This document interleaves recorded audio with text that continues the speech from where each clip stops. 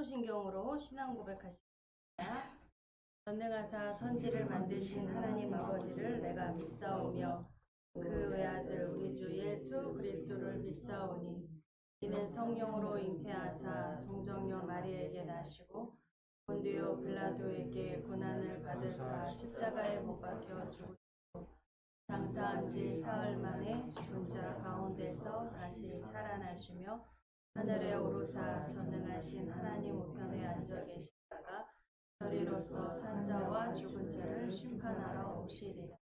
성령을 믿사오며 거룩한 공예와 성도가 서로 교통하는 것과 죄를 사하여 주시는 것과 몸이 다시 사는 것과 영원히 사는 것을 믿사옵나이다. 아멘. 오늘 에베소서 5장 15절에서 16절 말씀.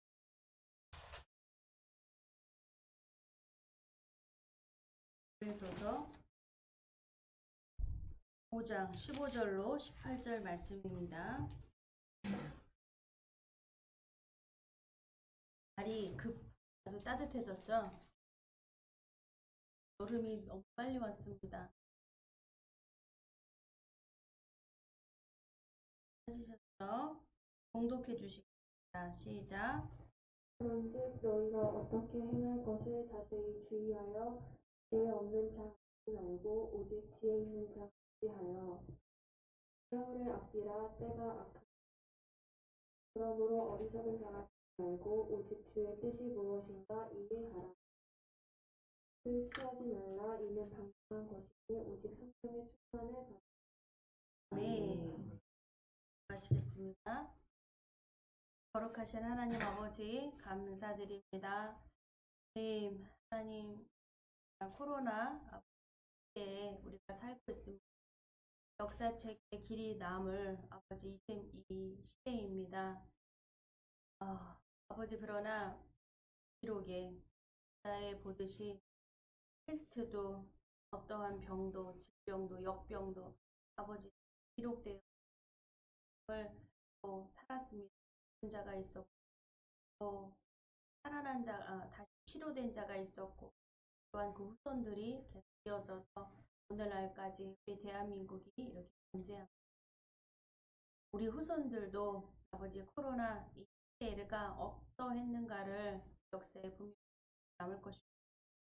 그 시대를 살고 있는 우리가 살아야겠습니다. 자손들에게 후손들에게 어떻게 살았는지 보여주고 그 말씀이 오늘 에서 하신 말씀이오니 아버지 그 말씀 깨달을 수 있게 우리의 마음과 우리의 귀를 열어주시고 오직 주님만이 드리십니다. 주님의 선하신 그대로 인도하시고 온 인류를 구원하시고자 하는 하나님의 그 뜻이 반드시 이루어질 것을 믿습니다. 그러므로 하나님께 맡김으로 이 시대까지도 하나님께 감사 돌릴 하나님 감사합니다.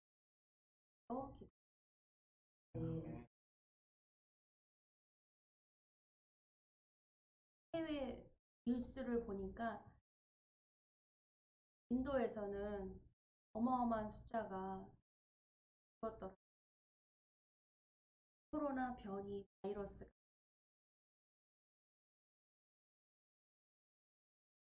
그 전에 이 코로나가 시작이 됐을 때 그런 이야기들이 나왔어요. 빨리 백신 언제 나와? 빨리 백신 나왔으면 할 줄 알았는데 또 이런 얘기도 있었습니다. 예언된 것처럼 어쩌면 입이 방 아유 그거 나와도 변이 바이러스가 나올 거야. 그거 나와도 여러분 낙심된 말인 것 같지만 그것은 어떤 입방정이 아니라요. 숫자를 우리 지난 과거를 보면은 사스, 메르스 기억나십니까? 사스도 있고 메르스도 있잖아요. 네. 약도 물론 나왔습니다. 그런데 오늘날 이 코로나 또한도 바이러스예요. 사스도 바이러스고 메르스도 감기 증상과 같이 열이 오릅니다. 감기 증상에서 시작된다는 얘기는 몸에 이상 증상이 난다는 거죠. 그게 신호였죠. 그렇듯 우리가 백신을 맞아도 코로나는 괜찮을 거예요. 그러나 또한 다른 병이 있다. 그렇겠죠, 여러분? 우리가 감기 걸렸을 때 감기약 먹고 감기 그 다음엔 안 걸립니까? 다른 감기는 종합감기예요. 종합감. 여러분, 나 콧물 나서 그냥 병원 가서 약 맞았더니 막 누런 거 나오고 짐에 밥도 못 먹고 몸살 감기 막 이러잖아요. 감기가 한 종류가 아니에요. 그래서 나는 콧물 납니다 그러면요 종합감기약을 줘요. 그래서 약이 왜 이렇게 썼는지 막 쓰러질 것 같아요. 약이 왜 이렇게 많이 줘요? 그냥 콧물 나는 거 한 알만 주면 되지 막 알이 막 4~5개 되잖아요. 왜 이렇게 많이 줍니까? 종합감기약 주. 콧물 없어지면 그 다음에 다른 게 또 아주 몸살까지 나니까 몸살 감기약을 관절약까지 줘요. 네. 너무 아프면 관절이 쑤시고 막 뼈마디가 아프니까 관절약까지 방지한다고. 근데 그거 먹고도 그 다음에 또 감기, 몸 아프고 몸살 오면은 또 안 옵니까? 감기잖아요. 우리 몸이 면역 기능이 생겨서 이겨야 돼요. 그렇죠? 감기도 한 분이 저는 비타민 C를 많이 막 선전을 해요.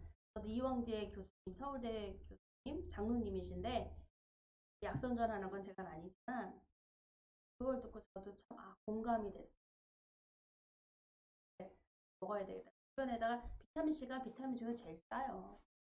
먹으라고 선전도 해줘서 하니까는 정말 나님 약장수 아니에요? 막 하면서 나 약 안 팔아요. 맞는 것도 하나도 없어요. 빨리 싼 거 이렇게 해가지고 먹어보라고 해서 그렇게 됐는데 그분이 그 면역이 되게 약해서 아주 약골이었대 약골. 그래가지고 여기가 탁 트는 거야. 입술 주변이 막 볼록볼록볼록 막 이랬는데 그런 거는 의사지만 본인이 의사였지만 약이 없다는 걸 알고 있어요. 그거는 체질적으로 간이 약한 거예요. 태어날 때. 그러니까 이 면역 체제가 워낙 약하니까 툭 하면 여기가 그러니까 사람들이 그랬대. 아니 의사 선생님인데 당신 의사인데 자기 병도 못 고치냐. 어떻게 입술 주변이 지저분한가요? 얘가 맨날 얘가 물집 잡히고 막 이렇게 터지고 막 이러니까. 그래서 그건 약도 없다는 걸. 왜냐면 간을 어떻게 할 만한 약이 없. 간이 안 좋다 그러면은 약을 먹을 수가 없어요. 간이 해독을 해야 되는데 해독 작용을 못하는 간이 약하니까 어떤 약을 먹어도 이게 무리가 되는 거예요. 그러니까 의사인데도 그냥 그러고 사는 거예요, 그냥. 그런데 본인이 비타민 C를 먹기 시작을 했어요. 먹은 건 그거밖에 없어요. 그냥 강압위해서 그냥 먹게 됐는데 어느 날부터인가 입 주변에 이게 사라진 거예요. 이게 이상하게 시원한 것도 없는 것 같고 괜히 뭐 입맛도 없고 껄끄럽고 막 그랬는데 괜히 먹은 것도 괜찮고 입 주변도 그냥 얘가 그렇지도 않고 그래서 와 신기하다. 비타민 C인가? 이러면서 본인이 비타민 C를 연구하게 된 거예요. 의사가. 그래서 그거를 본인한테 임상, 가족들에게 임상 이렇게 하면서 그 비타민 C 전도사가 됐어요. 좋습니다. 현대를 살면서 우리가 밥만 먹으면 돼. 밥이 뭐야 이게. 이렇게 말할 수 없죠. 여러분 비타민 C 드시기 바랍니다. 모든 거를 이번에 책을 내고 증명했다 그러더라고요. 비타민 많이 먹으면 소변으로 다 나와. 그러니까 안 먹어도 돼. 그게 아니라는 거를 증명해냈대. 걱정하지 말고 하더라고요. 소변으로 나오는 것은 그게 비타민이 나오는 게 아니라 몸의 그 구조를 바꿔주는 다른 거 이물질을 배설시켜 뽑아내는 거예요. 안에 거 더 강화시키기 때문에 괜찮다고 그거는 합니다. 의사로서 무식한 소리다. 그냥 모르면서 하는 라는 것을 밝혔습니다. 여러분 이렇게 좀 의학적이지 않으면서 어떻게 보면은 의학적이면서 성경적이면 또 좋겠는데 성경적이지 않는 것 그것은 우리가 취할 수가 없어요. 성경적이지 않. 이 땅에 여러분 모든 것들이 성경적이라는 거 아시죠? 그것을 아멘 하시는 분들은 뭐냐면 믿어 의심하지 않는 하나님이 이 땅을 다스리시고 하나님이 창조해 두시라는 것을 믿어 의심하지 않기 때문에 그 말씀이 하나님 우리에게 성경을 주셨고 하나님이 그 말씀이시고 그 하나에는 절대로 잘못되지 않는다는 인간을 죽이지 않는다는 하나님은 코로나 아이고 이거 하나님이 이렇게 해가지고 다 인류 죽이는 거 아니야? 그렇지 않아요. 하나님은 인류를 살리시는 거예요. 지금 어느 한쪽에선 정말 변종 바이러스가 나와서 어마어마한 숫자가 하루에 모두 인류가 죽으면 하나님을 원망할 수 없어요. 인생이 한 번 죽는 것은 정한 거예요. 정해진 거예요. 히브리서 9장 27절 말씀에 사람이 한 번 죽는 것은 정한 것이요 그 뒤에는 심판. 우리가 한 번 죽는다는 것은 알아요. 그런데 그 심판을 보지 못해 보게 될 겁니다. 심판이 있다는 것도 분명히 앞에 한 번 죽는 것은 정한 것이다. 다른 것이다. 그 뒤에는 심판이 있다. 뒤에 심판이 있다는 걸 믿어야 합니다. 한 번 죽는다는 거는 알아요. 여지껏 보아왔어. 근데 심판은 보지 못해. 앞에 것도 맞다면 뒤에 것도 하나님의 말씀이 모든 것이 맞다라는 것을 믿어 의심하면 자기 손해예요. 믿지 않으면 자기 손해예요. 자기뿐만이 아니라 가족이 너무나 고통을 받아요. 주변의 사람들이 자녀가 고통을 받고 부모가 고통을 받고요. 믿지 않으므로 여러분 고통을 받아요. 그런데 여러분 괜찮습니다. 믿는 자들의 몫이 있어요. 기도죠. 오직 기도만입니다. 기도해야겠어요. 믿지 않는 가족을 위해서 지금 예배하지 못하는 사람들을 위해서 성도들을 위해서 기도. 믿지 않는 자들을 불신자들을 위해서 기도. 코로나 이때 이 시대에 사람들을 위해서 기도하고 이 나라와 이 민족 위정자들 정치하는 모든 문화, 경제, 정치 속에서 리더자들이 리더가 바로 믿는 사람들이 바로 그런 이 귀한 하나님 되시기를 축복합니다. 그것이 바로 내가 사는 거예요. 이렇게 칭찬받는 거예요. 내가 살아. 그렇게 나 하나도 힘들어 죽겠는데 내가 누구를 나 하나 예배드리게 되는데 누구를 전도합니까? 여러분 이렇게 하다가 우리가 지금 이 모양 이 꼴이 났어. 전 세계가 대한민국이라는 땅은요 엄청 작아요. 대한민국에 대해서 알게 되는 그 시기가 어떻게 전 세계가 대한민국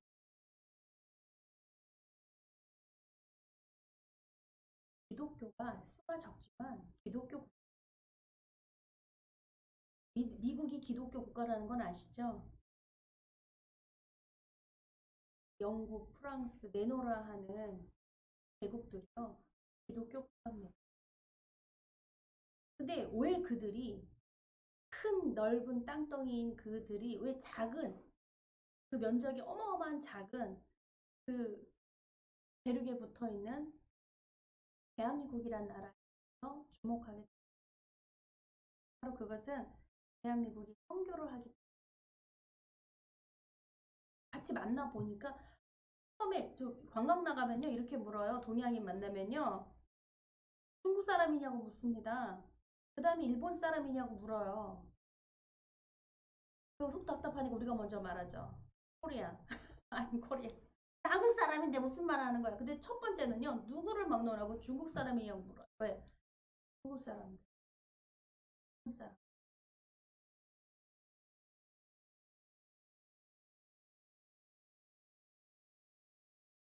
여러분 이렇게 땅 크기, 어떤 경제적인 거 그것을 먼저 세계가 주목하고 알아주는데 이 기독교인, 기독교 국가는요. 코리안 그러면 와 멋있어. 어떻게? 온 세계가 기독교 국가들이 궁금해하는 거예요. 아니 그 작은 나라가 기독교가 시작한 지 100년 조금 넘는 나라가 어떻게 해서 이렇게 선교의 강대국이 되었는지 미국 다음이에요. 어떻게 이렇게 돼? 우리 경제 개발 도상국으로 일어났던 정말 가난했던 나라가 어떻게 자유민주 국가를 민주주의를 이루며 어떻게 개발 도상국으로서 개발 선진국으로서 선진국은 아직 안 하게 되는 이런 계기에 기독교적 여러분 일본이 우리나라보다 왜 잘 살게 됐는지 일본은 우리나라보다 못 살았어요. 물론 불교도 전해준 나라가 우리나라입니다. 우리나라를 통해야지 중국에서 우리나라를 통해 일본에 갈 수 있고 그때는 배가 아니라 육지 붙어 있었어요. 지도상에 이렇게 근데 이게 떨어져 나간 거죠. 네. 그렇게 먼저 일본이 기독교를 받아. 일본이 하는 말이 우리나라 사신이 오면요 기독교를 이렇게 보여주면서 사도신경 이런 걸 보여주고 이거 기독교를 받아들이며 외국에 받아들이며 공장도 차리고 그러니까 공업화가 된 거야. 공장 자동화 시스템을 갖추게 됐어요. 공장도 농업기술도 가르치고 학교도 세워주고 병원도 지어주고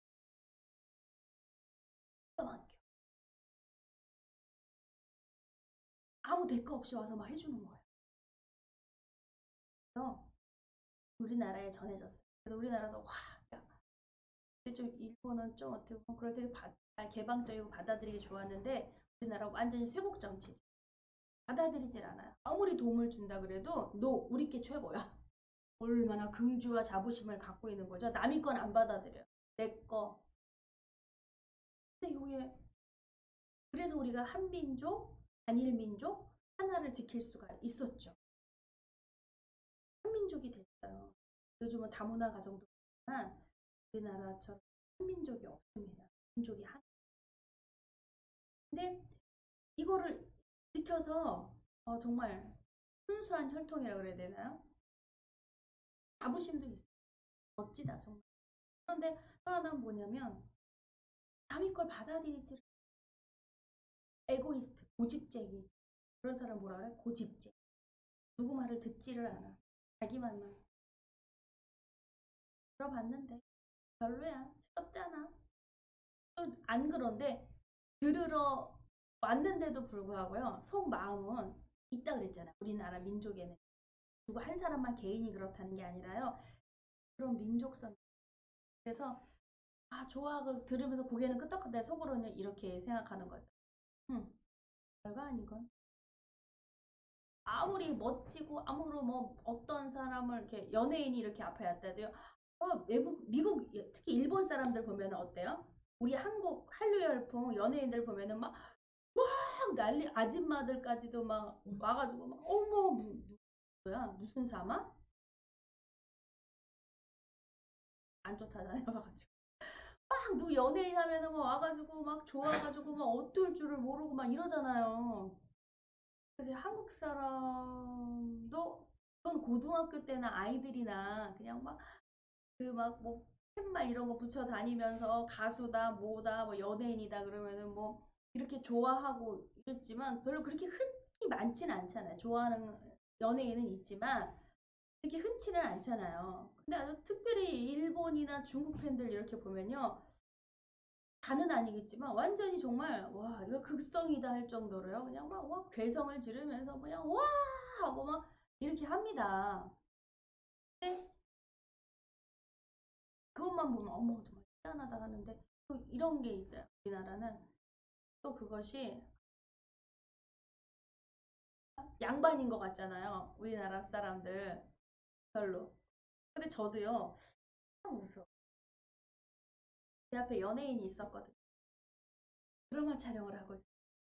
어디 길을 걷는데 막 사람들이 막 이상해. 그래서 봤더니 드라마를 촬영하고 있더라고요. 길에서. 그런 거 보면 또 얼마나 또 재밌어요. 근데 연예인을 딱 봤는데 지금도 생각이 안 나 죄송합니다. 아무튼 연예인인데 그냥 연예인의 TV 보면은 그냥 우리처럼 평범하잖아요. 근데 그 앞에서 딱 봤더니요. 우리의 반만 하더라고요. 죄송한 얘기지만 사람 같지가 않더라고요.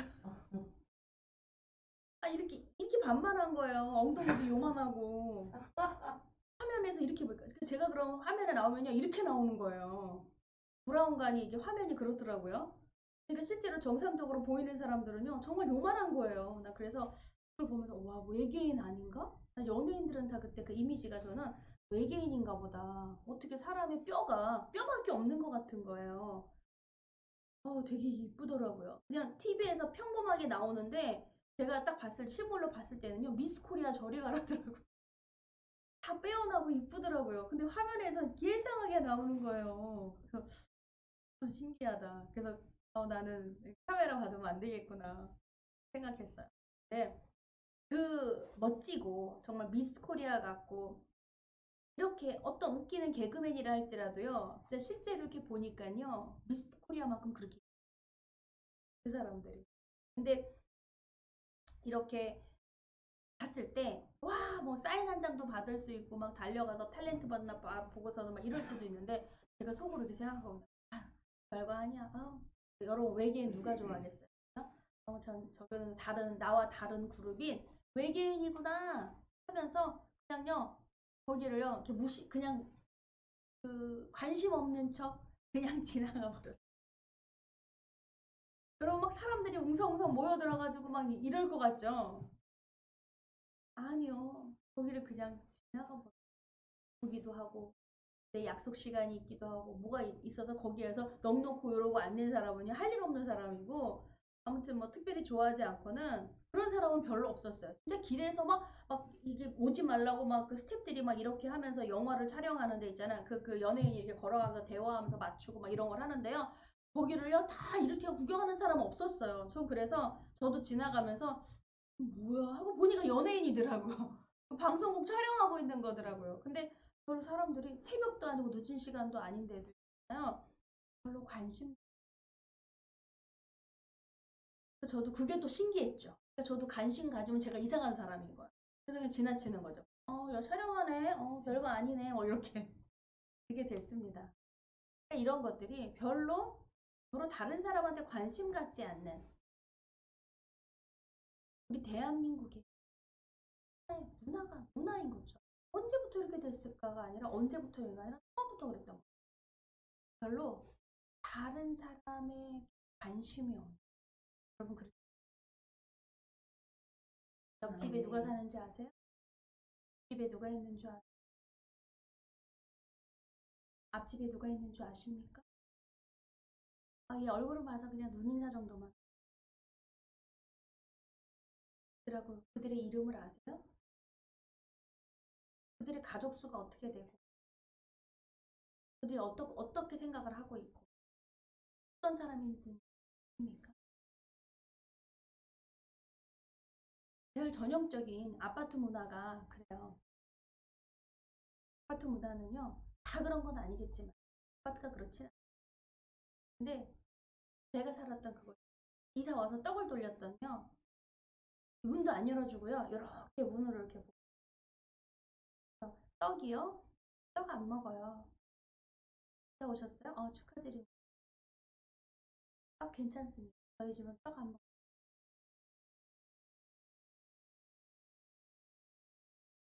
안 받더라고요.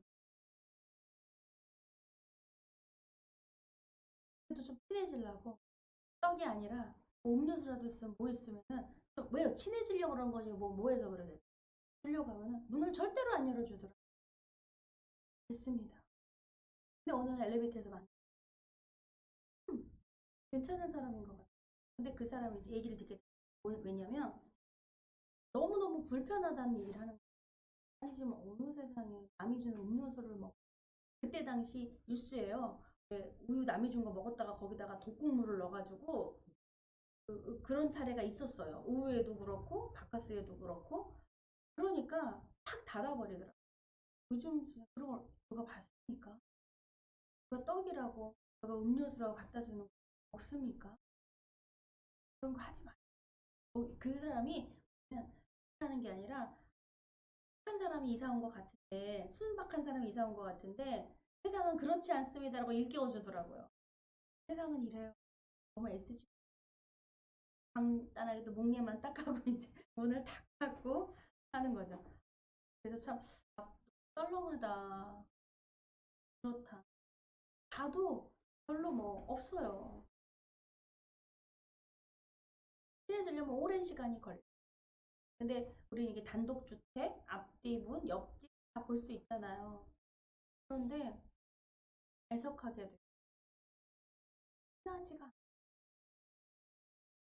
너무 바빠. 자기의 생각, 자기가 피해받는 거를 싫어해요. 제 시간을 뺏지 말아주세요. 자는 시간이에요. 저 음악 듣는 시간이에요. 저 뭐 하는 시간인데 문 좀 뜯기지 마.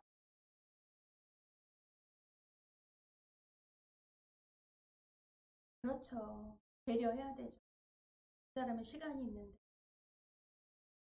여러분, 그런데 성경이 재미난 말씀 하고 계세요. 이게 안 되면 여러분, 우리 사회는 정말 망합니다. 전 세계는 망해버립니다. 왜?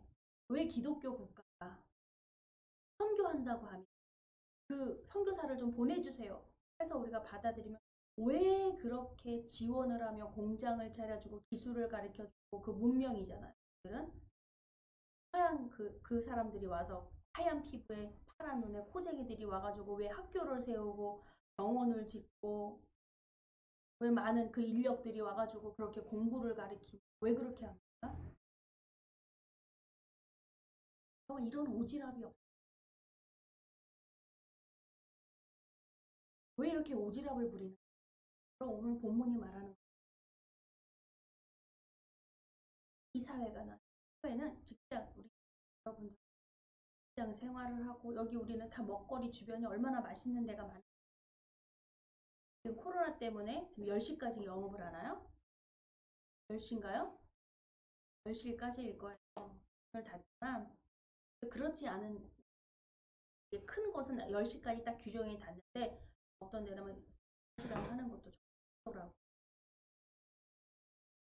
왜냐면 너무 살기 위해서. 왜냐면 술 장사인데 술 안주 팔고 술 고깃집인데 가족 단위로 와서 10시 먹고 딱 끝나는 데는 넓은 규모 같은 데는 괜찮아. 근데 작은 소규모 이런 데는 그거 안 하고 10시에 딱 끝나버리면 이게 운영이 안 된다. 그래서 그냥 어떻게 되든 신고돼가지고 그냥 아예 끝나서 끝나버리든 끝까지 하겠다고 하는 집이 있어요. 그러면 술꾼들은 어디에요? 어디로 가요? 그 집을 알아서 다 이렇게 연락해서 찾아가요. 모여요. 밤새도록 마시는 거예요. 근데 이렇게 몇몇 안 되는 숨어서 이렇게 술을 마실 수 없는 근데 술꾼들은 더 맛있대요. 스릴이 있어서 스릴 있고 더 맛있대. 오히려 그렇게 빨리 귀가하고 술 안 먹고 막 이렇게 10시까지 해요 하는 데를 막 질타합니다. 아유 세상에 겁쟁이들 같아. 대단한 용기가 필요해요. 그러다가 가게 문 닫을 수도 있는데 여러분 술 권하는 사회가 있어요. 그럼 직장 생활하면 어떤 곳에서는요 술을 안 먹으면 안 돼. 이게 하나의 이론인 거예요. 하나가 되는 이론이고 회식하며 대낮에도 지금 밤에 그렇게 못한다면 대낮에 낮에 점심 맥주 한 병을 술이라고 생각. 그냥 맥주 한 병, 두 병 갖다 놓고 일찍 서비스업이 본다나 스트레스가 참 많은 것 같아요. 그런데 이 술을 권하는 이 문화가 여러분 술을 지금 오늘 본문에 이 에베소서 이 5장 말씀을 보고 술 취하지 말라 논란이 많습니다. 왜냐면 딱 다른 건 다 좋은데 요 말 때문에 술 먹지 말라. 그러니까 이걸 또 해석해 보면서 술 먹지 말라가 아니라 술 취하지 말라. 근데 술 먹으면서 취하지 않을 수 있을까요? 한 모금만 마셔도 취하던데요. 뭐 주량이 세니까 나는 한 병 정도는 먹어야 되는데 한 잔 정도는 취하지 않으니까 한 잔은 되겠다. 뭐 이렇게 해석할 수도 있겠어요. 그런데 이게 술 취하지 말라. 술 먹지 말라. 이렇게 들리니까 이것 때문에 너무 좀 곤란합니다. 힘듭니다. 순수한 사람이에요. 그 말씀을 지켜야 된다라고 생각하는 분. 그분은 분명히 그렇게 될 겁니다. 본인이 의지로 술을 안 먹는 게 아니라 어떤 분은 그래요. 내가 술 끊으면 교회에 오겠습니다. 술 안 먹게 되면 그때 올게요. 아니 괜찮습니다. 술 마셔도 오세요. 성령님이 술 끊어주세요 했더니 이렇게 얘기했더니 아이 그거는 아니죠. 예의가 아니죠. 내가 끊고 가야지. 하나님이 술을 끊어주십니다. 의지가 약한 거지. 저는 그런 사람이 아닙니다. 딱 끊으면 제가 교회 가겠습니다. 그 얘기하시는 분인데 그것도 진심이라고 보여요. 근데 이 술이 뭐냐면 참 달콤한 거예요. 끊기가 어려워요. 어렵습니다. 중독만 술을 못 끊는 게 아니야. 중독은 뭐 물론 그렇죠. 중독은 뭐냐면요. 술이 나를 먹는다 그랬잖아요. 그러니까 향정신성이기 때문에 여러분 짐승이 되고요. 술 먹은 사람 옆에서 소리를 내. 술 먹고 걸어다니는 사람 이렇게 보면요. 중독인 사람 보면요. 소리가요. 그렇게 개소리를 내요. 이렇게 짐승 소리를 내더라고요. 막 이러고 다니더라고요. 짐승. 그러니까 먹어버린 거예요. 술이 먹어버린 거예요. 본인이 아니에요. 우리는 그게 막 괴로워서 막 내는 소리인 줄 알았어요. 처음에는 본인이 술 먹고 막 힘드니까 막 이러는 줄 알았어요. 아우 얼마나 술을 이렇게 먹고 힘들었을까 했더니 그분을 이렇게 삶을 이렇게 보니까 술만 마셨다면 하고 그러고 이러고 다니시더라고요. 술이 짐승이에요. 그 짐승이 먹어버린 거죠. 근데 그것을 모른다는 거예요. 왜냐하면 술을 먹어서 술 기운에 힘을 내고 용기를 내고 술도 먹는 것도 뭐냐면 죽고 싶어서 먹는 사람은 없어요. 살고 싶어서 먹는 술을 의지하는 거예요. 의지해서 용기를 내고 술을 의지해서 하루를 더 살고 하루하루를 이렇게 하는 거죠. 고통과 괴로움이 있다는 것을 잊기 위해서 먹고 일단 술 먹으면 뻗으니까 어떤 행동을 하든지 핑계댈 수 있어요. 때문에 핑계댈 수 있어요. 자기가 아니라는 거죠. 그러나 술 먹고 난동 부려서 다 깨부시고 뭐하고 했는데 감옥 가는 거는 술이벽 감옥 가요? 내가 감옥 가요? 내가 감옥 가요. 술 마시고 다 어떻게 하고 돈 잃고 돈 잊어버리고 뭐 했는데 술 때문에 그랬어가 아니라 누가 손해봐요? 술이 손해봐요? 내가 손해봐요? 내가 손해봐요. 근데 그럼에도 불구하고 술에 이렇게 의존을 합니다. 왜냐면 아직까지는 그 지경 안 갔다는 거예요. 그 지경에 이르지 못해요. 저는 기회가 있으니까 어떤 분은 정말 술병 보여잡고 그 자리에 넘어가서 끝나신 분을 기회가 있어. 그 전에 기회가 많았어요. 몇 번 살아났습니다. 그런데 그렇게 몇 번 살아나니까 아주 본인이 불사조인 줄 알아요. 또 살아날 줄 알아요. 하나님이 또 살려주실 건지는 모르겠지만 그날도 하지 그럴까? 그날은 일어나지 못해요. 여러분, 이 술이 달콤하다는 이야기를 하는 거예요. 어쩌면 이렇게 쓰디쓴 그 술이 달콤한가. 근데 오늘 본문은요, 술이 그런즉 너희가 어떻게 행할지 자세히 주의하여 지혜 없는 자같이 하지 말고 오직 지혜 있는 자같이 하여. 이 지혜는 우리가 생각하는 분별의 지혜도 한 번만 생각해 본다면 그렇구나 알 수 있어요. 그것도 지혜입니다. 그런데 세상에 지혜 있는 자가 많지만 성령님은 지혜의 영이십니다.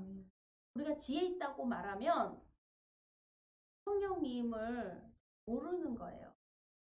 내가 지혜가 없으므로 너희가 지혜가 부족하냐? 그러면 지혜를 구하라라고 말씀하셨어요.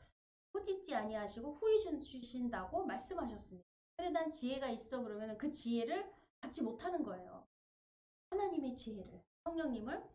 근데 어떻게 행할지를 자세히 주의하여 행할지를 내가 지혜 있는 자는 본인이 어떻게 행할지를 압니다. 이걸 분별이라고 그러거든요.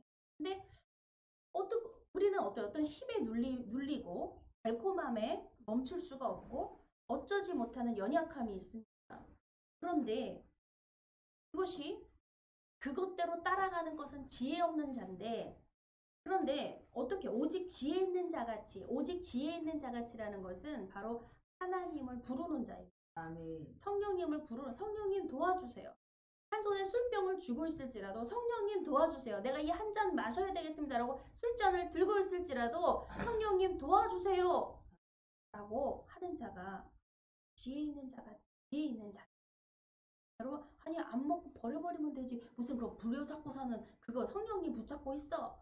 그거는 지혜 있는 것, 성령님을 잘 모르시는 거예요. 그리고 본인 자신이 지혜 있는 자라고 생각합니다. 정말 내가 어쩌지 못하겠구나라는 것을, 나의 연약함과 이것을 인정이 되는 그 순간, 여러분, 도망가는 것이 아니라, 부인하는 것이 아니라 성령님을 붙드는 것이에요. 성령님 도와주세요. 제가 지혜 있는 자인 줄 알았는데 저는 지혜가 없습니다. 저는 제가 할 수 있는 자인 줄 알았는데 저는 할 수가 없습니다. 성령님을 부르는 자입니다. 할렐루야. 그럴 때 놀라운 일이 일어나는 거예요. 성령님은 의지하는 자에게 찾아오십니다. 그러니까 세월을 아끼라 때가 악하니라. 왜? 술잔을 부여잡고 있는데 세월을 아끼라 때가 악하니라 이 말씀을 하십니다. 여러분, 이 술은 소모전인 거예요. 술을 소모품이라고 말을 해요. 그렇죠? 소모전인 거예요. 근데 이 성령님은 충전제입니다. 충전. 소모가 아니라 충전. 에너자이저. 건전지처럼요. 우리를 충전시켜 주셔요. 그러니까 성령이면 세월을 아껴라 때가 악하니라. 술은 세월을 아끼지 못하고 이 악한 때에 세월을 아끼지 않고 방탕하게 살게 되는데, 성령을 모시면 이 때를 충전한다는 거예요. 시간을 충전한다는 거예요. 시간을 번대는 거예요. 할렐루야. 그래서 그러므로 악한 자가 되지 말고 오직 주의 뜻이 무엇인지 이해하라. 아멘. 그 뒤에가 18절이요. 술 취하지 말라요. 그 뒤에가 마지막에 술 취하지 말라. 이는 방탕한 것이니 오직 성령으로 충만함을 받으라. 여러분, 술 취하지 말라 방탕한 것이니, 그러면 술 취하지 마. 성령 충만함을 받아라. 왜 이 두 가지가 동시에 이렇게 나오는 건지. 여러분, 술에 취하는 것과 성령이 충만한 것이 공통점이 있습니다. 공통점이 있고 차이점이 있습니다. 차이점은, 먼저 제가 차이점을 말씀드렸어요. 차이점은 술은 소모하는 것이고 소모품이고 방전시킵니다. 우리의 힘을 방전시키죠. 근데 성령님은요, 충전제예요. 충전제. 에너자이저, 전전지와 같습니다. 근데 공통점은 그것이 무엇이냐면, 여러분, 술 취하면 달콤해요. 술이 술 먹는 사람이 아싸 이러면서 먹는 사람 없어요. 달달하네 그러고 막 마셔요. 그럼 성령 충만도요. 기쁨이에요. 할렐루야. 기쁨에 막 찬양이 나오고요. 또 공통된 건 뭐예요? 큰 소리가 나요. 술 취하면요 목소리가 막 커져요. 말이 많아져요. 그렇죠? 그리고 별 간섭 다 하죠. 지나가는 사람 막 간섭하고 뭐 앞에 전봇대 놓고도 막 간섭을 합니다. 네가 왜 내 앞에 있냐고 막 그래요? 근데 성령 충만하잖아요. 그러면 큰 소리가 나. 막 찬양을 크게 부르고 싶어. 찬양을 부르고 싶어. 처음에 교회 오면 그랬다. 입술로만 이래요. 본인만 소리가 들리는지 안 들리는지 입술로만 이러는데 이 소리가 막 나도 모르게 막 커지는 거예요. 소리가 커지고 크게 찬양을 하게 돼요. 또한 간섭을 어떤 거요? 술 취한 사람이 간섭하는 거 여러분 보면은 괴롭히는 거 괴롭죠. 근데 이 성령이 충만한 사람이 간섭하는 건요. 그것도 당하는 사람은요 괴롭힌다고 날 좀 가만 내버려 둬. 교회 가자고 예수님 믿으라고. 날 좀 가만 내버려 두라고. 왜 날 이렇게 귀찮게 하는 거야. 내 마음대로 살게 내버려 둬. 안 된다고요. 안 된다고요. 간섭이 똑같아요. 여러분 이게 뭐예요? 성령 충만하면요. 성령님은 사랑이시거든요. 그 간섭은 뭐냐면요. 사랑하기 때문에 그래. 사랑하지 않으면 간섭하지 않아요.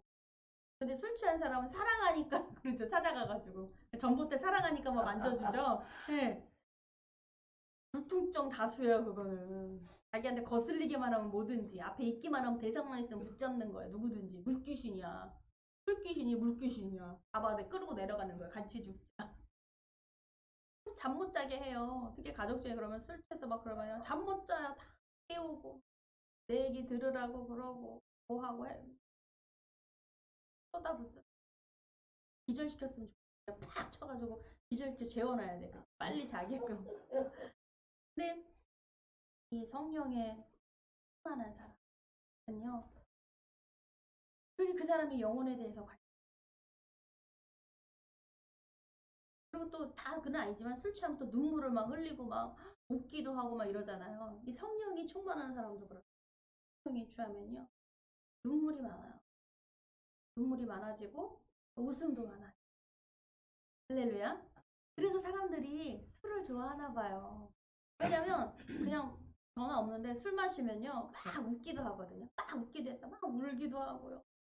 막 애교도 못 부리는 사람도 막 애교도 부리고 막 이런 거 봤어요. 그러니까 술 기운에서 그럼 막 이렇게 하나 봐요. 근데 이 성령 충만한 사람도요. 웃음도 많아요. 눈물도 많아요. 애교도 많아요. 할렐루야. 이 감성 표현이 많아져요. 표현이. 어쩔. 근데 향정신성이 아니라는 거죠. 뇌를 망가뜨리는. 알코올은 여러 가지 공통점이 참 많습니다. 여러분.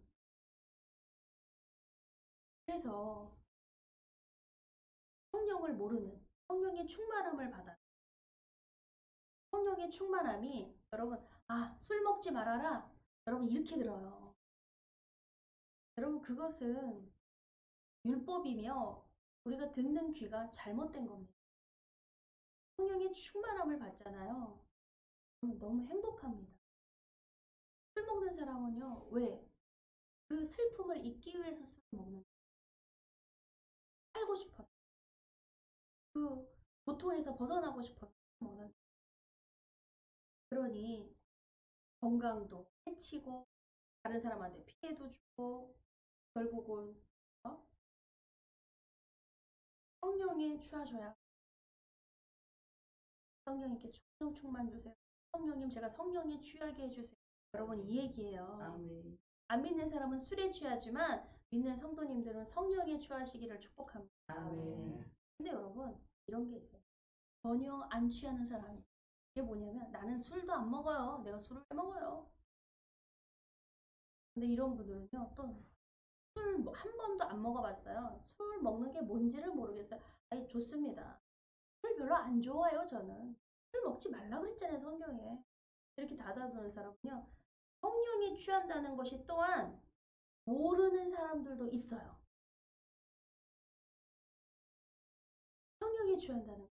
그래서 이상해. 어떤 식이라면 이상해 하는 방향이 있고요. 또 하나는 신비주의 쪽. 여러분 막 성령이 취하면 막 손이 막 올라가고요. 기도할 때 막 올라가면서 막 몸이 막 춤도 추면서요. 성령 춤도 추고 막 기도도요. 막 입에서 막 잘라 막 방언이 나오고요. 막 눈물도 나오고 옆에 있는 사람 보면 옆에 있는 사람이 그 광경을 보면요. 과관이 아닙니다. 한 목사님이 되셨지만 그가 기자였을 때 아내가 어떻게 맨날 새벽마다 나가고 뭐 날마다 어딜 나가가지고 찾아갔더니 동네 교회인데 갑자기 목사님 설교 끝나더니 불이 꺼지더니 막 랄랄랄랄 막 이래가지고 막 사람도 막 울고 막 손 올리고 막 이런 거. 야, 사이비구나, 사이비. 야, 특종 잡았다, 특종. 이런 거 처음 보니까. 야, 그래서 맨 앞에 강대상 있는 밑에 쪽에 여기 카페트 앞에 나오는 사람들은 이 중증 환자들, 고칠 수 없는 환자들. 자기 안에는 앉아 있더래. 이거는 좀 회생 가능한 자들. 잡아가지고 본인이 그랬다는 거 아니에요. 그러다가 맨날 취재한다고 와가지고 말씀 듣다가 성령을 받아버렸어. 성경을 읽다가 막 어떻게 찾아내겠다 하다가 성령을 받아버린 거예요. 본인이 그래서 쫄래쫄래 나가서 알았어요. 이렇게 좋은 걸. 술도 엄청 마시는 사람이고 뭐 대외적으로 뭘 하고 하는 전직 조종민 목사님이죠. 본부장, 방송국. 그런데 성령을 받고 와, 너무너무 멋진 할렐루야. 멋진 삶을 살고 계십니다. 이렇듯 여러분 우리가 성령에 취하지 않는 것은 여러분 성령에 취하지 않으면 정말 방법이 없어요. 그리스도인이라고 하면서 예배를 드리지만 성령에 취하지 않는 사람들, 성령 충만을 원하지 않는 사람들이, 성령 충만을 받지 않는 사람들이 있어요. 그냥 예배만 드려요. 그냥 앉아있다 가고요. 그냥 뭐 어떤 한 보험 상품쯤 그냥 뭐 누구 부모님 때문에 누구 때문에 출석하는 거. 저는 그것이 나쁘다고는 하지 않아요. 하나님이 정말 계획하심이 있길 바랍니다. 분명 원합니다. 하나님이 그를 계획하시기를 원합니다. 하나님이 우리를 계획하셔야 합니다. 하나님이 우리를 이끄셔야 합니다. 그래서 하나님께 나아오기를 원해요. 우리의 마음을 하나님께 드리기를 원합니다. 우리가 하나님께 성령 충만, 성령을 받지 않으면 하나님이 누구신지, 살아계신지조차 모르고 내가 왜 살아야 되는지조차 모르고 우리가 어느 날 찾아온 정말 어떻게 보면 변이 바이러스 나와가지고 전부 싹 전 인류가 멸망할지도 그럴 일은 없겠지만 성경에 나와 있는 가설입니다. 그렇다는 것이 아니에요. 그런 일이 있다 하더라도 여러분 성령을 받은 자는요 웃으면서 갈 수 있어요. 한 간증을 제가 들었는데 한 목사님이 왜 크리스찬 믿는 사람들은 왜 죽으면서 웃지? 이러한 왜 웃을까? 이러한 궁금증이 생겼대요. 왜 믿는 사람들은 웃으면서 가요? 여러분 믿는 사람들은 웃으면서 가요. 얼굴을 보니까 그렇다. 냉정할 때 이렇게 그때 스팀 넘어가는 고통 때문에 이러는데 좀 지나면요 이렇게 꽃처럼 펴서 너무 예쁘다. 너무 멋지다. 천국의 그 모습을 그 미소를 보게 되더라고요. 두려움과 고통은요 우리 얼굴을 일그러지게 만든 천국 가는 거는요 주름도 쫙 펴서 리프팅이 돼요. 웃는데요 주름까지 이렇게 너무나 얼마나 고통. 그래서 우리의 믿음은 우리 지금 이 예배가 하나님을 의지하며 하나님을 신뢰하고 믿는 것이 나를 천국으로 인도하실 하나님. 네, 믿지를 않아요. 의지한다는 거? 너무 힘들고 고난이 많은 삶을 살아왔어요. 누구를 의지해? 내 주먹을 믿어야지. 내가 나 자신을 지켜야지. 누가 나를 지켜? 이러한 삶이 하나님조차도 거부하는 그분들이 다 우리들이에요, 여러분. 그런데 이 자리에 주님을 의지하겠노라고 이 자리에 어떤 힘에 이끌려서 내가 주님을 의지하지 않으면 살 수 없습니다. 여러분 이걸 고백하는 사람들, 내가 주님의 도움이 없이는 살 수 없습니다라고 고백하는 그 입술은 축복입니다. 하나님의 계획이에요. 내가 너를 건지리라. 내가 너를 붙들리라. 내가 너를 축복하리라. 그런데 날마다 거부해요. 날마다 배반해요. 하나님을 떠나요.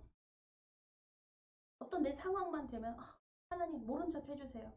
외면해 주세요. 제 마음대로. 우리가 믿음이 있도라고 생각을 했는데 그만큼 예배를 드렸고 믿음이 있을 거라고 생각을 했는데 어떤 낙심과 어떤 문제, 고난이 찾아오면 주님은 안 계신 거예요. 내 믿음은 없는 거예요. 어디로 사라져 버렸어요. 여러분 이럴 때 정말 우리는 너무나 낙심과 낭패가 찾아옵니다. 여러분 존 스토트라고 하는 신학자가 있는데 이분이 참 이런 시가 있어요. 이런 시를 어떤 얘기냐면 한 천국에 사냥개가 있어요.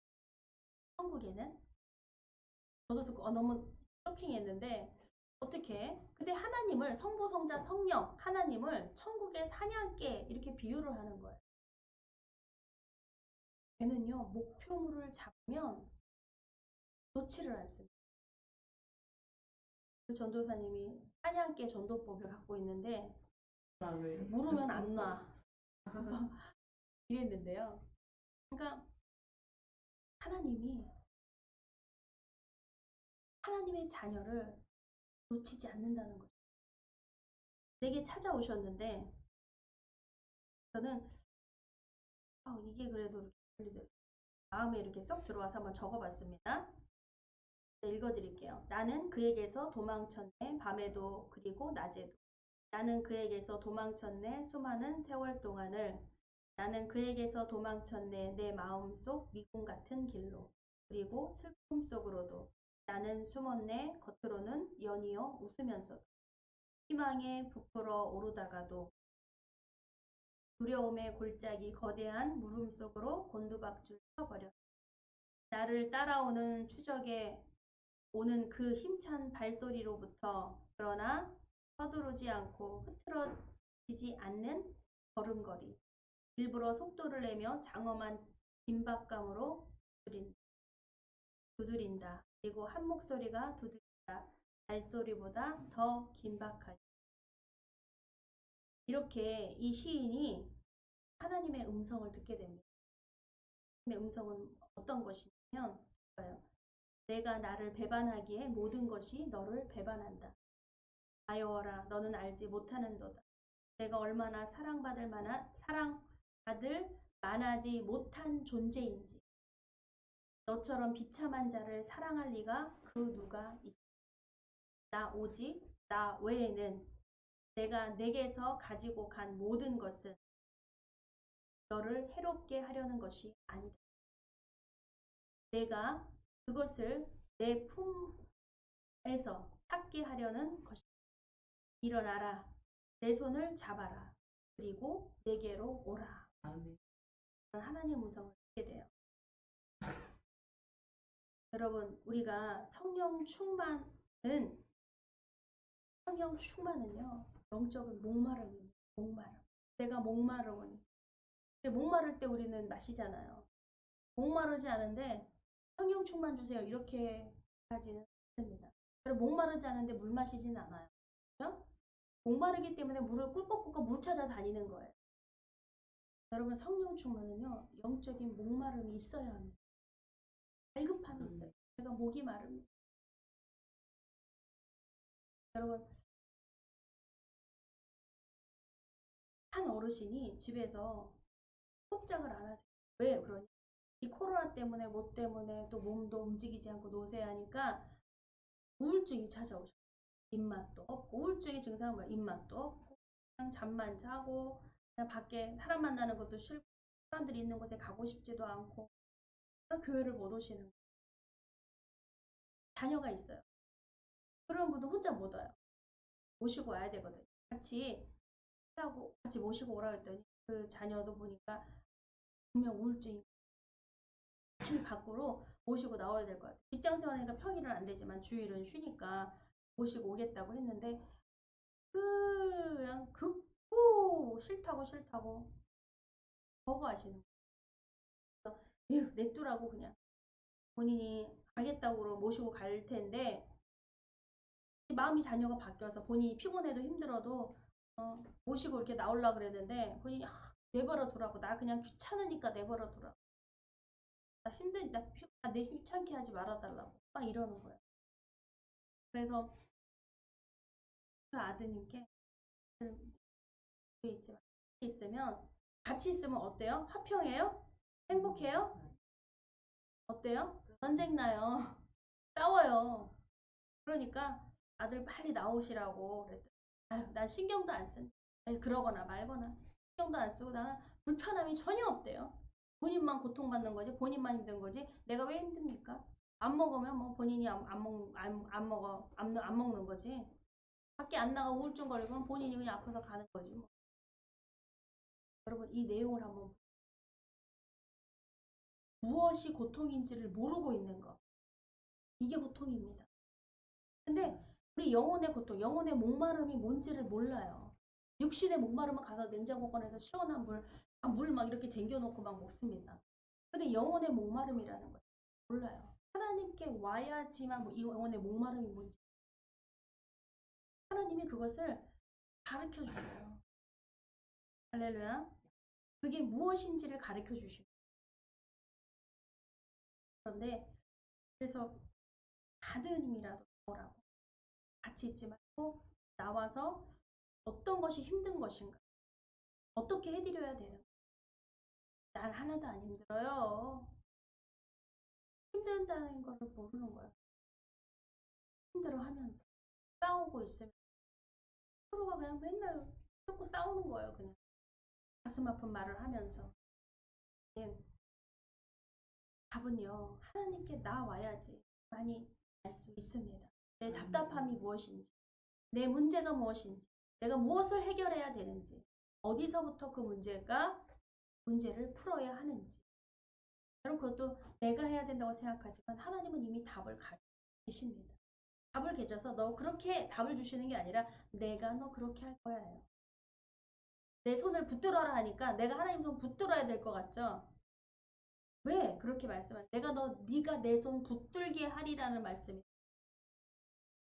너에게 내 손을 붙들게 하리라라는 말씀입니다. 그러니까 그래요. 막 그렇게 하시구나. 난 그럼 아무것도 하지 말아야지. 여러분, 기도하세요. 아무것도 하지 말아야지, 아무것도 하지 않아도 되는구나라고 생각되는 사람은 먼저 기도하기 시작하세요. 이게 먼저 기도입니다. 기도하지 않는 사람은 아무것도 하지 않는 사람이에요. 기도하는 사람은 일하는 사람입니다. 기도해야 합니다.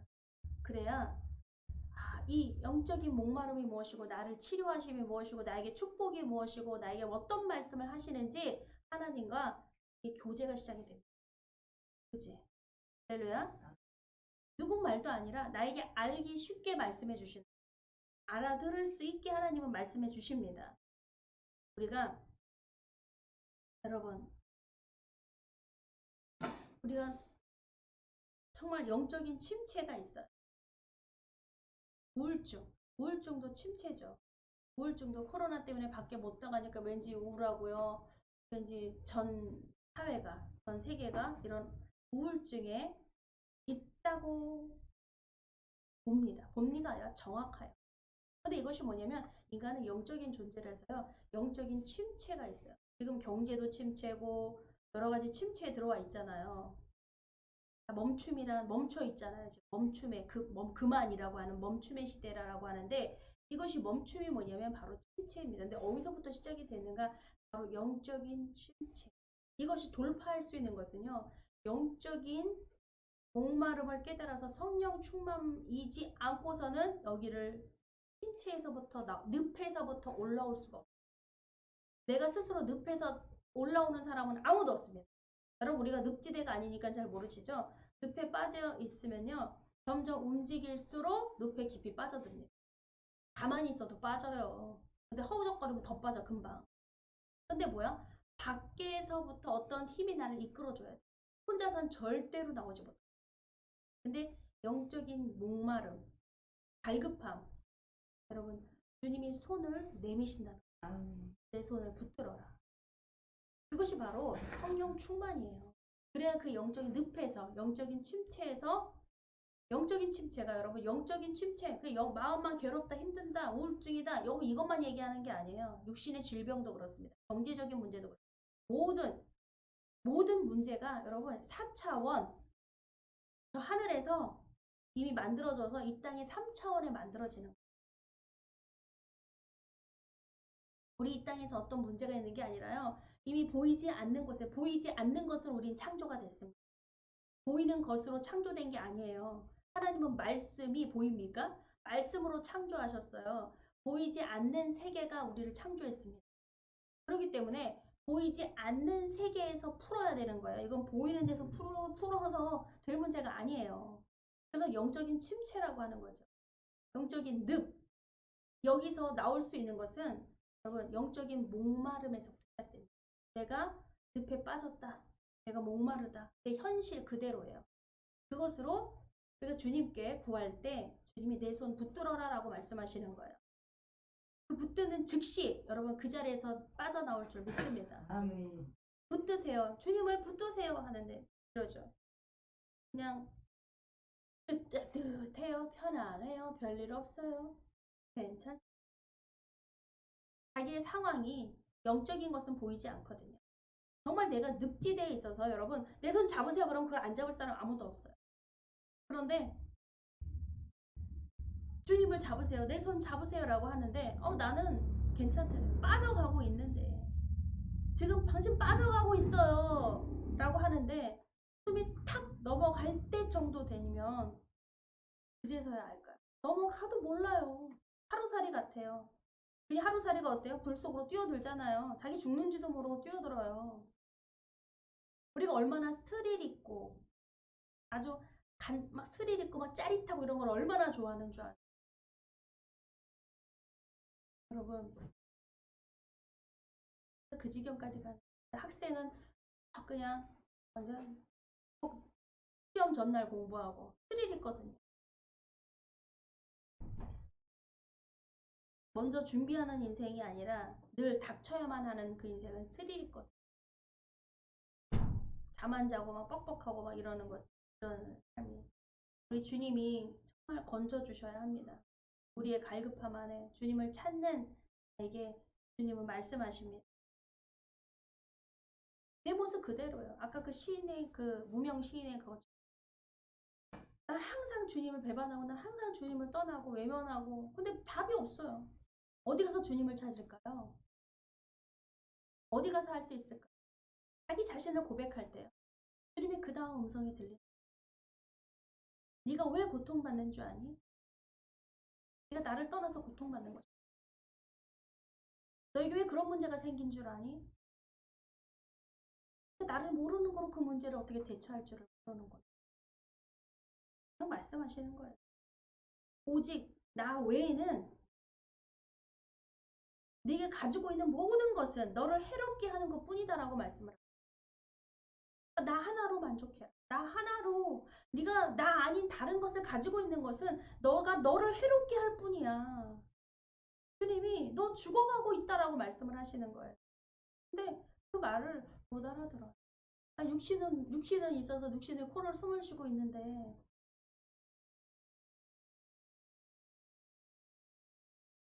이제는 그렇습니다. 끝까지 버텨. 자기 영혼이 죽었다는 것도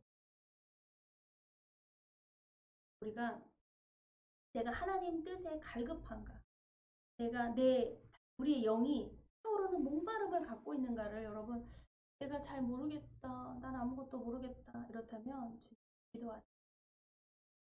주님 도와주십시오. 주님 알게 해주십시오. 할렐루야. 내가 지금 어떤 상황인지, 어떤 상황이 지금 닥치고 있는지 저도 모른 채 괜찮다 괜찮다 하는 사람들이 많아요.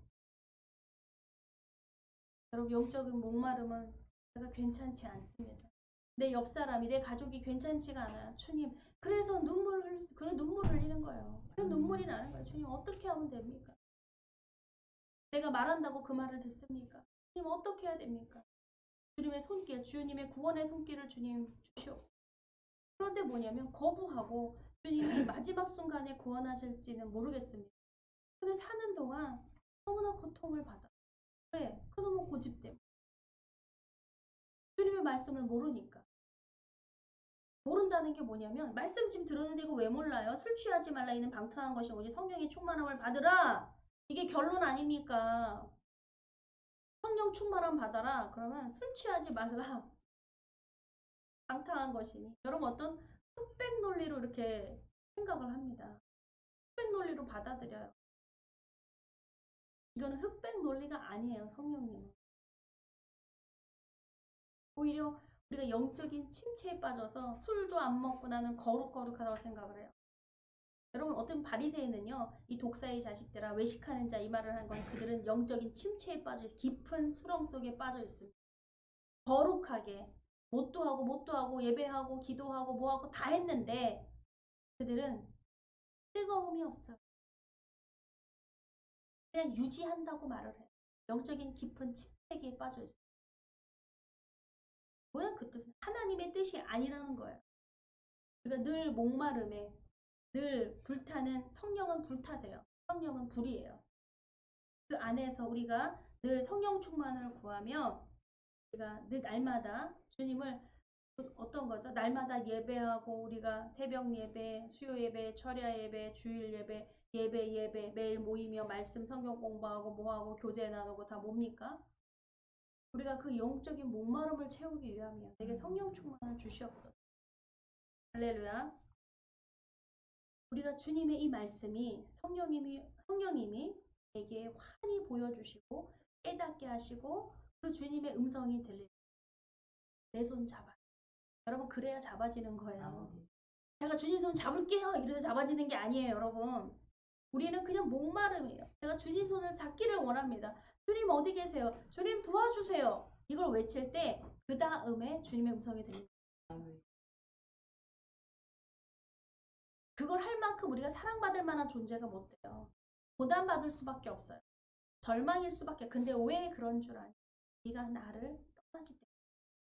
네 마음속에 나 아닌 다른 것이 있기 때문에 그렇다 라고 하시는 그분의 말씀이 들려야 돼요. 그래서 그제서야 믿습니다. 맞습니다. 근데 그 다음에 또 어떻게 해요? 내가 그게 돼요? 뽑아진다고 뽑아줘요? 주님 도와주셔. 이게 주님과의 교제예요. 주님이 그걸 원하시는 거예요. 그 문제를 알고 그 도움을 구하는 것. 여러분, 우리 문제도 모르고 도움을 구할 때가 있어요. 그렇다고 치고 도와주세요? 구원해주세요? 뭘 구원해달라는 거예요? 무엇이 문제라는 거야? 자기 문제도 모르면서 가르쳐준 대로 그냥 앵무새처럼 똑같이 따라하는 기도를 하고 있는. 성령님은 그런 분이 아니에요. 우리에게 하나하나 개인마다 상담해 주시고 우리의 삶의 질을 높여주시고 우리에게 생명을 주시고 우리를 충전해 주시는 분이에요. 그랬다가 또 그냥 영적인 침체기 들어가서 낙심와서 도망가고 뭐하고. 여러분, 인생이 맨날 주기가 이렇잖아요. 어떨 때는 좋았다가, 어떨 때는 푹 꺼졌다가, 어떨 땐 예배 드렸다가, 어떨 땐 예배 드리지 않았다가, 어떨 땐 주님이 계셨다가, 어떨 땐 주님이 완전히 사라져버리고 내 안에서. 주님이 계셨을 때 죽음을 맞이하면 좋겠습니다. 근데 죽음이 안 계실 때 죽음을 맞이하게 되면 낭패입니다. 주변에 누군가가 정말 성령 충만한 사람이 옆에 있으면 정말 다행입니다. 근데 주변에 싹 믿지 않는 자들이 아주 있다면 통곡 곡소리만 날 겁니다. 고통스러워서 여러분, 정말 우리가 깨어야겠습니다. 이때는 정말 때가 너무 악합니다. 이 시대가 악합니다. 세월을 아껴야 됩니다. 하루를 살더라도 한 번의 예배라도 하나님 도와주시옵소서. 주님의 도움이 아니면 나의 자녀, 특히 학생들, 우리 청년들 될 것 같지? 꿈이 있죠. 여러분 나이 들면 꿈을 물어보지라. 항상 부담스러운 건 우리 학생 때 평건이 꿈이 뭐야? 이 소리 듣는 게 제일 싫지. 응? 그럴걸. 맞아. 나도 그랬어. 나도 꿈이 뭐니까 맨날 꿈을 물어봐. 근데 꿈이 또 맨날 바뀌어. 너 저번에 그 꿈이라고 그랬잖아. 그럼 아 내가 그랬나? 또 싶기도 하고 바뀌는 거예요 꿈은. 이러지만 젊은 친구들한테는 자꾸 꿈과 비전에 대해서 자꾸 물어봐요. 근데 여러분 나이 드신 어르신한테 꿈이 뭐세요? 앞으로 계획이 어떻게 되세요? 비전이 뭡니까? 이거 물어보는 사람 단 한 명도 없어요. 젊을 때 꿈을 꾸는 것인가? 아닙니다. 나이 들어도 꿈꿉니다. 그러니까 성경은 늙은이가 꿈을 꾼대요. 할렐루야. 어린애들이 예언을 하고 멋지지 않습니까? 젊은이들이 환상을 보고 늙은이는 꿈을 꾸리라. 정말 성령이에요. 성령의 시대를 말하니까 오늘날 성령의 시대에 여러분들 어르신들은요 해마다 성령이 주시는 꿈 그거는 예언적인 꿈이거든요. 그냥 밤마다 막 이런 꿈이 아니라 예언적인 미래를 보는 예언의 계시몽을 꿔요. 그리고 청년들은요 환상과 계시를 봅니다. 꿈과 좀 비슷하기도 해요. 환상과 계시를 확실히 일어날 진리를 봅니다. 어린아이들이요 성훈이 은건이 어린아이들이요 예언을 합니다. 예언을 여기서 나오는 말이 예언. 성령 받으면 성령에 의해서 여러분들 우리가 하나님 말씀 성령님이 다스리시는 성령을 사모하시기를 축복합니다. 갖고 봐야 될 성령이 오시옵소서. 성령 충만이 무엇인가? 그냥 한 번의 느낌 정도가 아니에요. 어떤 분들을 보면요. 이거 좀 주의하시라고 저는 먼저 말씀. 주변에 이런 분이 계시면 그런 성령에 이끌리는 그런 곳을 막 찾아다니는 분이. 왜냐면 느껴. 뭐가 막 짜릿짜릿하고 막 뜨끈뜨끈해지고 막 바람이 느껴지고 춤을 추고 막 이런 느껴봤어요. 여러분 그것이 성령인 줄 알아요. 여러분 그렇지 않아요. 그럴 수도 아닐 수도. 근데 먼저 무서운 거 걱정되는 거 뭐냐면 그 사람이에요. 그 사람.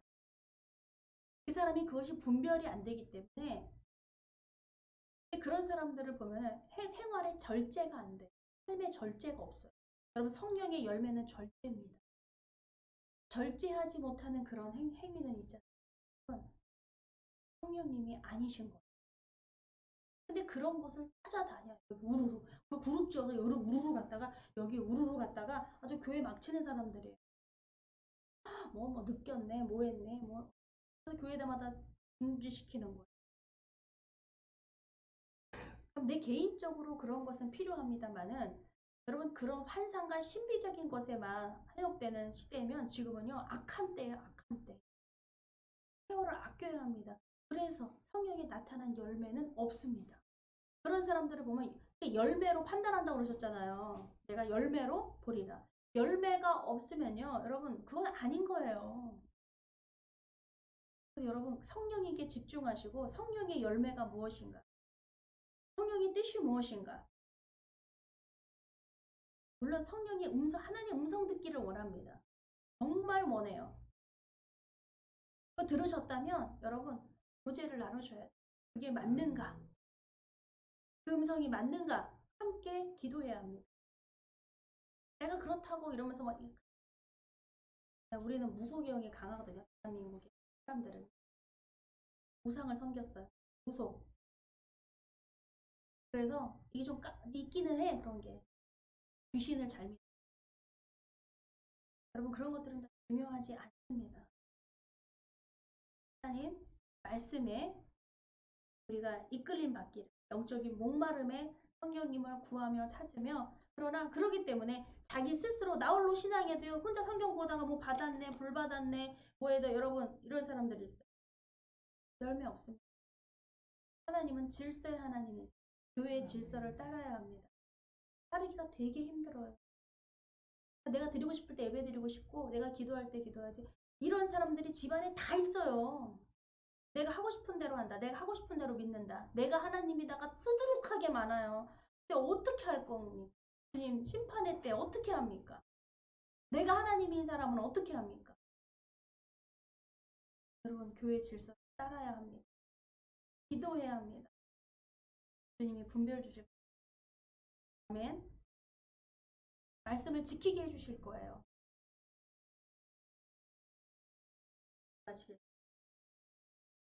살아 역사하신 하나님 아버지 감사합니다. 우리 주일 예배 하나님 오늘 또 주시는 특별한 하나님 그 은혜가 우리에게 영적인 목마름을 채워주시고 성령님은 우리의 영적인 목마름을 채워주십니다. 주님 내가 목마릅니다. 보시옵소서.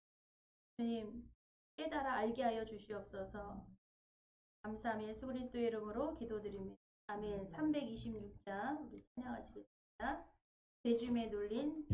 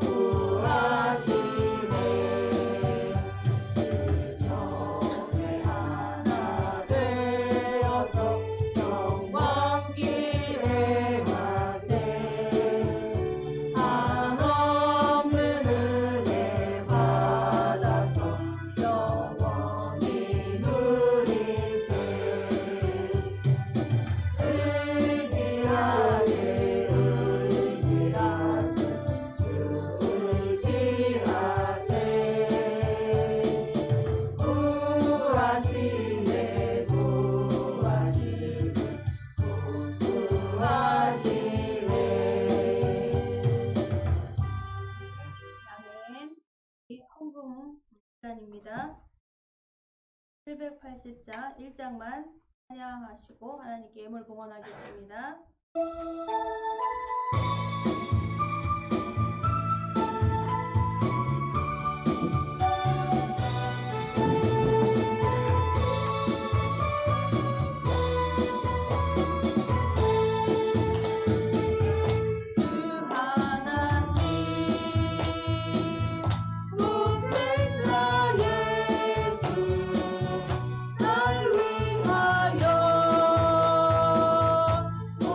오시옵네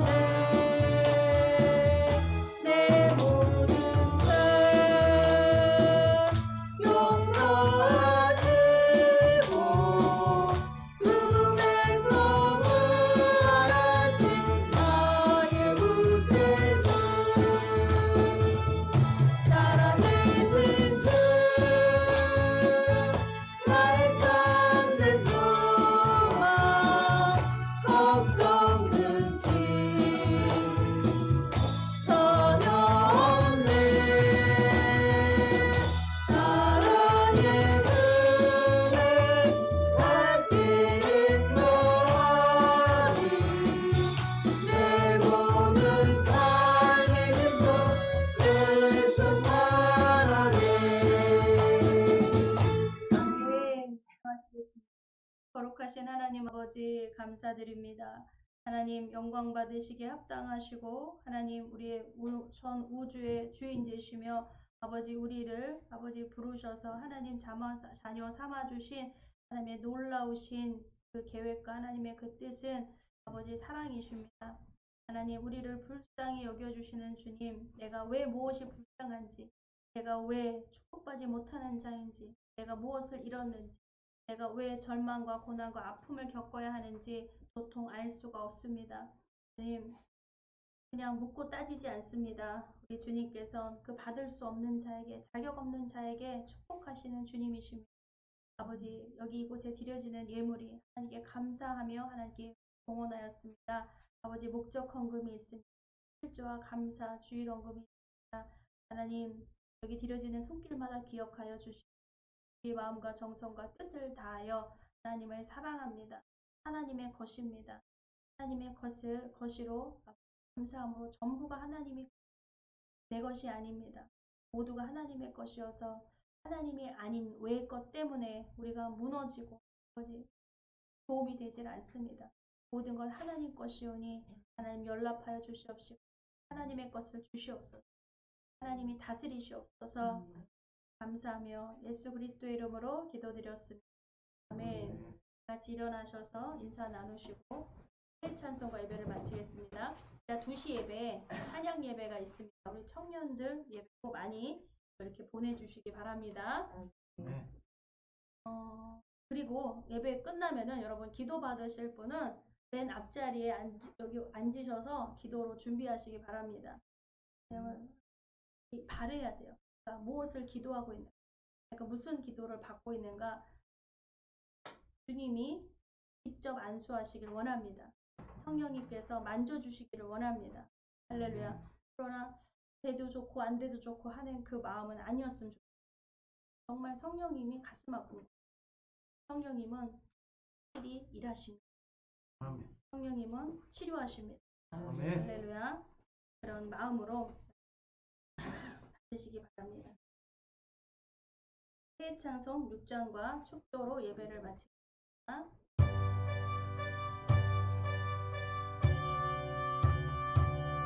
찬양 성부 성자 성령 삼위일체 신께 영생 무궁하기까지 영광을 돌리세 영광을 돌리세.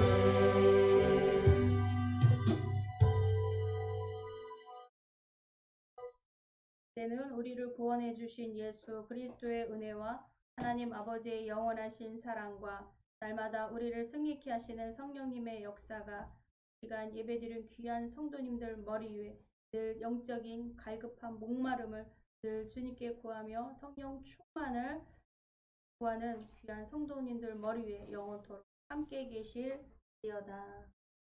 아멘.